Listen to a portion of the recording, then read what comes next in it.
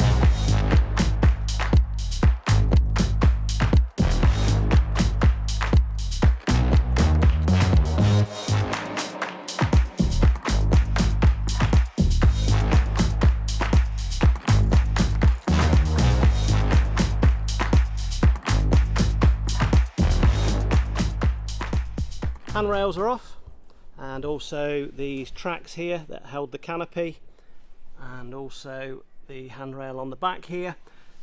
And we've also taken off the roof bars that carry the sliding roof, so we've just got the track at the back, so we just need to take this track off here, and then also we've got the track that takes the sliding roof.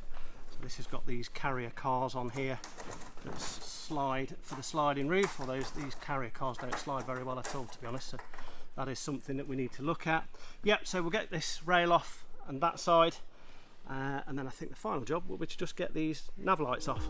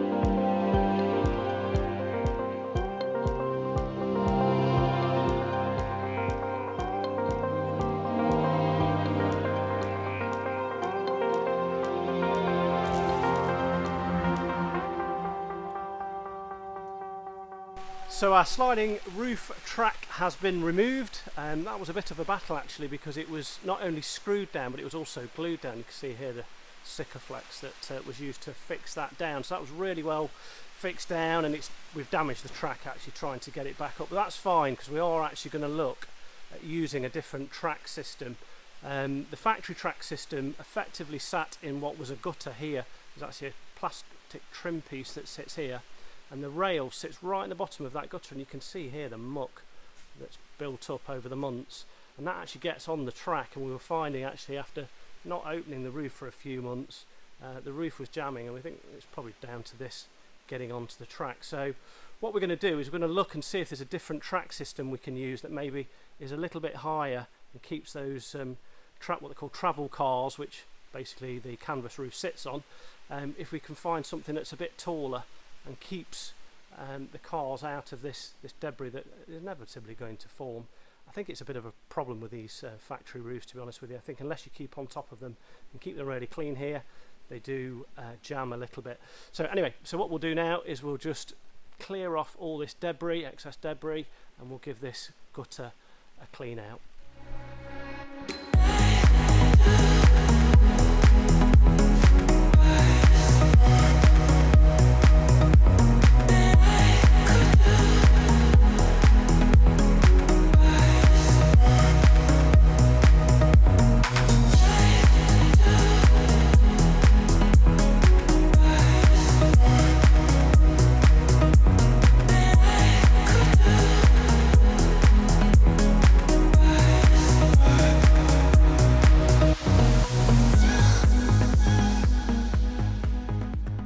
Okay, so our roof rails or gutters are now nice and clean.